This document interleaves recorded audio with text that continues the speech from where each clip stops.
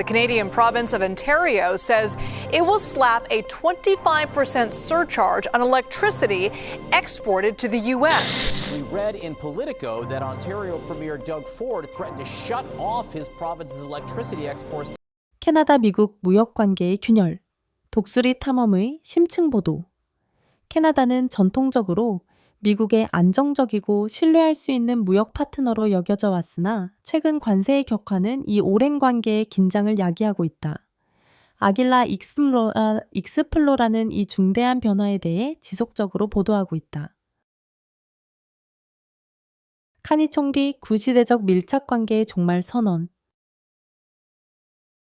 2025년 3월 21일 새로 취임한 마크 카니 총리는 미국과의 구시대적 밀착 관계가 끝났다고 공식 선언했다.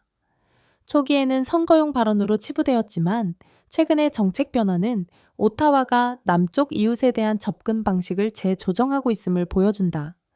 카니 정부는 수십 년간 이어진 경제적 상호 의존과 정치적 협력을 탈피하려는 강한 신호를 보내고 있다. 그는 의회 연설에서 미국의 불공정한 대우와 경제적 강압을 더 이상 용납하지 않겠다고 강조했다. 특히 미국이 일방적으로 부과한 최근 관세를 언급하며 캐나다가 입장을 굽히지 않겠다고 밝혔다. 그는 석유, 천연가스, LNG, 수력발전 전력, 자동차 수출 등 캐나다의 방대한 무역 지렛대가 본격적인 경제 대립의 무기로 전환될 수 있음을 시사했다. 그의 발언은 국내 여론의 결속을 다지는 동시에 미국 의회와 산업계에 큰 우려를 불러일으켰다. 에너지 수출, 캐나다의 가장 강력한 무기. 석유 및 천연가스 캐나다는 미국의 최대 해외 에너지 공급국으로 이 의존성은 이제 미국의 큰 부담이 될 수 있다.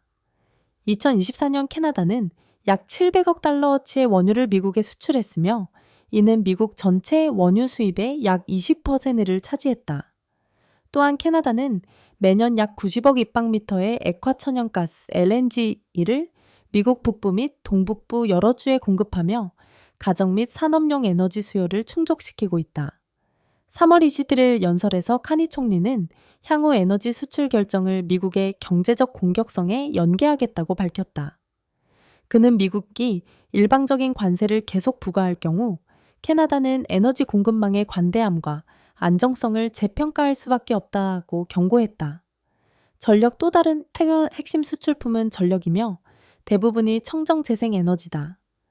2024년 캐나다는 약 5테라와트시의 전기를 미국에 수출했으며 이는 일부 지역, 특히 중서부 및 뉴잉글랜드 지역의 연간 전력 소비량의 20%를 감당할 수 있는 양이다.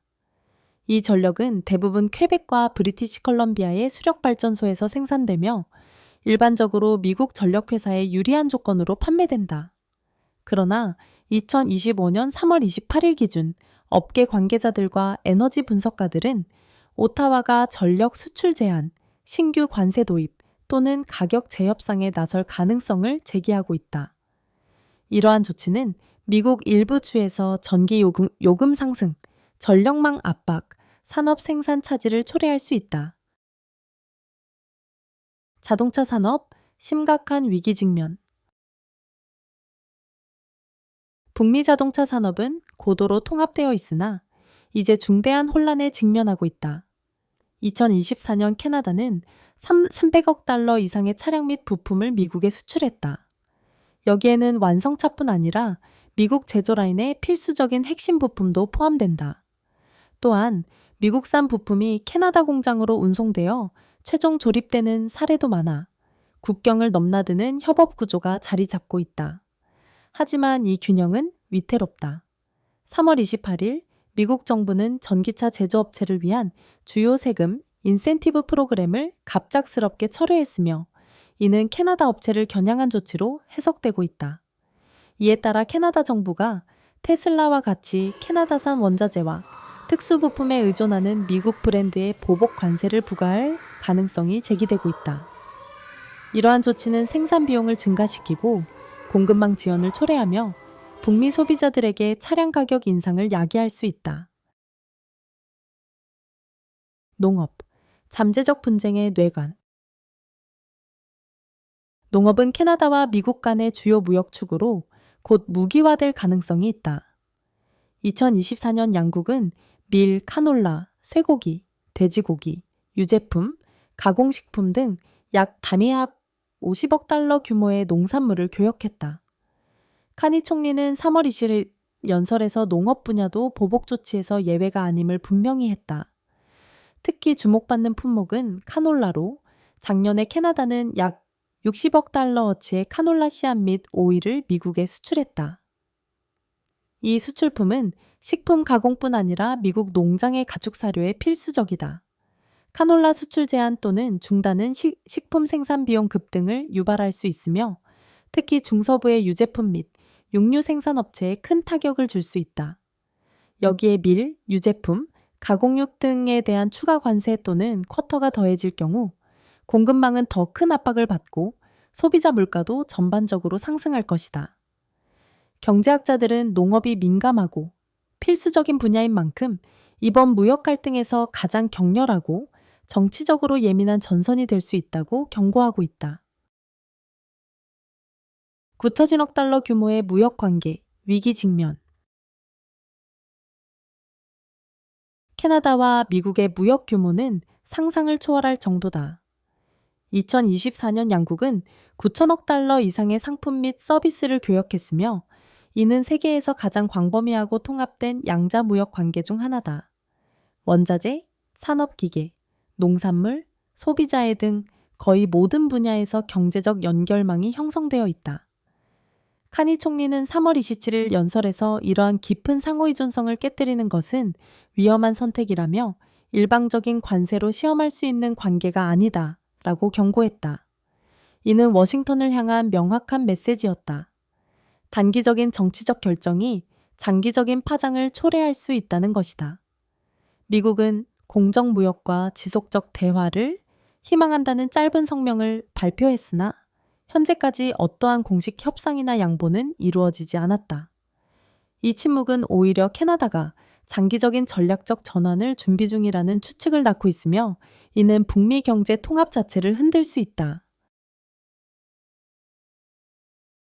유럽과 아시아로 손을 뻗는 캐나다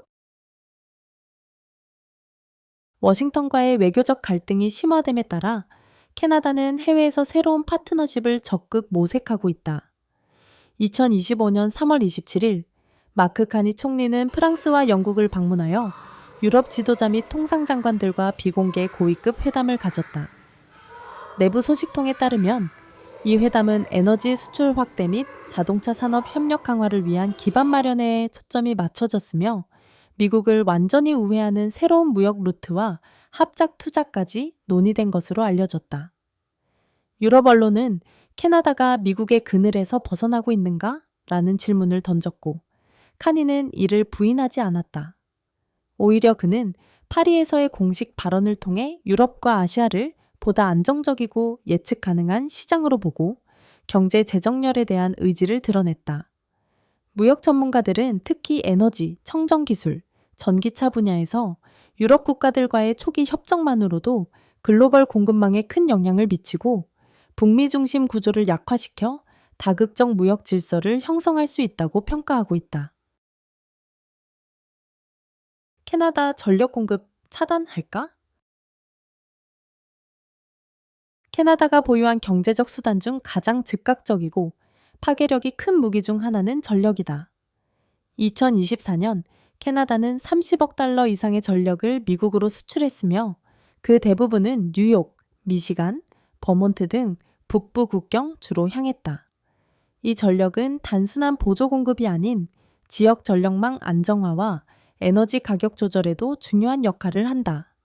카니 총리가 석유와 전력을 협상 테이블에 올릴 것이라고 선언한 것은 캐나다가 핵심 수출품조차 지렛대로 활용할 준비가 되어 있다는 경고로 해석되었다.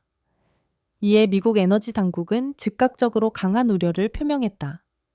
일부 관계자들은 캐나다 전력의 완전 차단이나 중과세가 현실화되면 순환 정전, 전기 요금 급등, 제조업 생산 차질로 이어질 수 있다고 경고했다.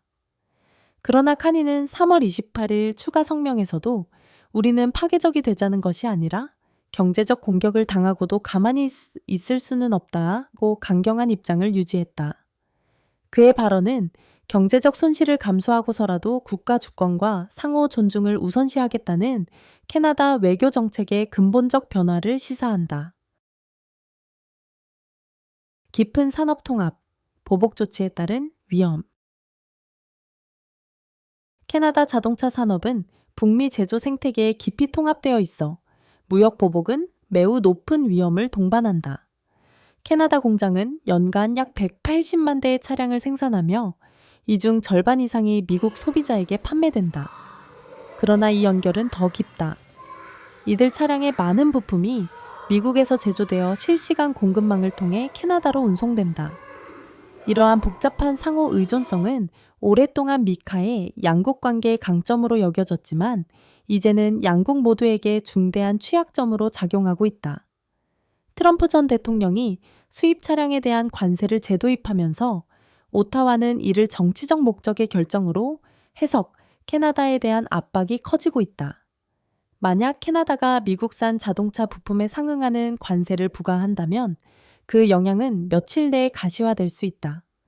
미시간과 오하이오 등 주요 생산 거점은 이미 빠듯한 공급 여건 속에서 운영되고 있어 생산 지연, 중단, 인력 감축 등이 이어질 수 있다. 업계는 해고, 차량 가격 상승, 투자자 신뢰 약화를 포함한 도미노 효과를 경고하고 있다. 속도와 동기화에 기반한 이 산업에서 작은 균열도 공장 너머까지 영향을 미칠 수 있다. 현재 확실한 것은 양측 모두 고통을 피할 수 없다는 것이며 과연 누가 먼저 물러설지가 최대 관건이다.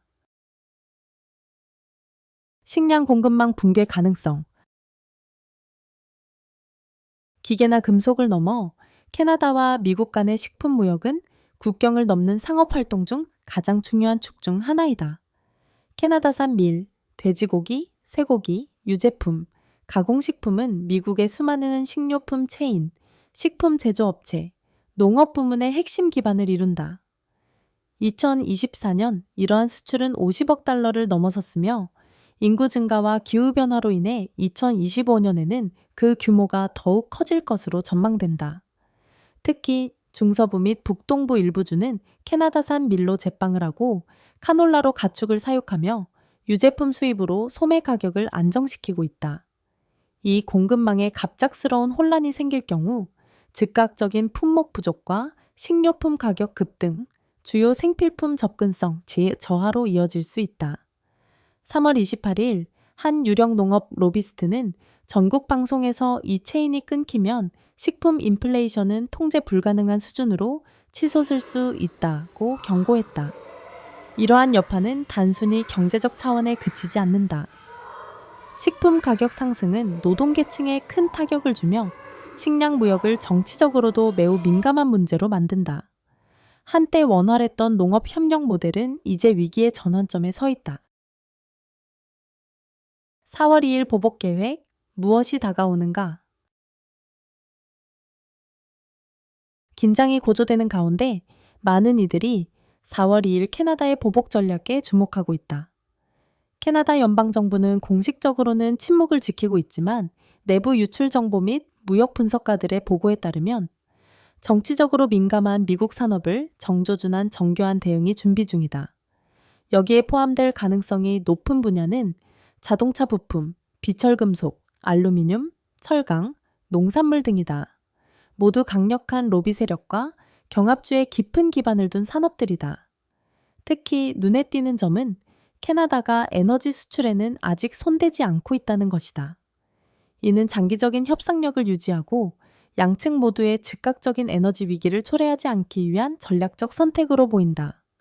대신 캐나다는 유럽과 아시아의 전략적 파트너들과의 무역 협상을 가속화하며 새로운 에너지 및 제조 협정을 준비 중인 것으로 전해진다.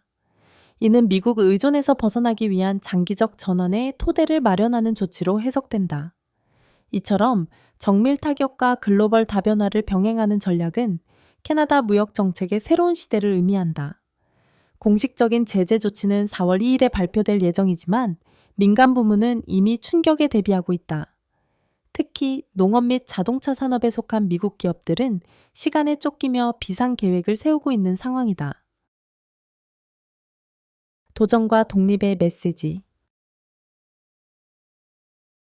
2025년 3월 27일 마크 카니 총리의 연설은 단순한 정책 선언을 넘어 캐나다의 국가적 자세에 있어 중대한 전환점이었다. 그는 우리는 모든 분야에서 대안을 모색하고 있습니다. 더 이상 신뢰할 수 있는 파트너가 없기 때문입니다. 라고 단언했다. 직설적인 어조와 광범위한 메시지는 모호함의 여지를 남기지 않았다. 캐나다는 동맹을 재검토하고 경제를 재구성하며 자율성을 회복하려 하고 있다. 설령 그 대가가 따르더라도. 그의 발언은 전국적으로 큰 반향을 일으켰으며 미국 영향력으로부터 독립을 원하는 대중의 여론을 반영했다. 바이든 행정부는 공식적으로 갈등을 축소하려 하고 있지만 워싱턴 내부 소식통에 따르면 트럼프 시대의 보호무역 정책이 촉발한 지정학적 반작용이 이제 걷잡을 수 없는 수준으로 확대되고 있다는 우려가 커지고 있다. 일부 미국 의원들은 피해가 되돌릴 수 없는 수준에 이르기 전에 긴급 고위급 회담을 촉구하고 있다. 하지만 시간이 많지 않으며 한때 캐나다-미국 관계의 기반이었던 신뢰는 빠르게 무너지고 있다. 관세 분쟁으로 시작된 갈등은 이제 주권, 공정성, 그리고 세계에서 가장 복잡한 양자 관계 중 하나의 미래를 둘러싼 전면적 대립으로 비화되고 있다. 여러분은 어떻게 생각하십니까? 이 갈등은 전면적인 무역 전쟁으로 번질까요? 아니면 외교적 해법이 마련될 수 있을까요? 캐나다의 에너지와 자동차 산업 지렛대는 미국 경제의 판도를 바꿀 수 있을까요? 아니면 양측이 너무 늦기 전에 접점을 찾게 될까요? 계속 지켜봐 주세요. 의견을 나눠주시고 북미와 세계 경제의 중대한 분기점에 다가서고 있는 지금 향후 업데이트를 놓치지 않도록 구독하는 것도 잊지 마세요.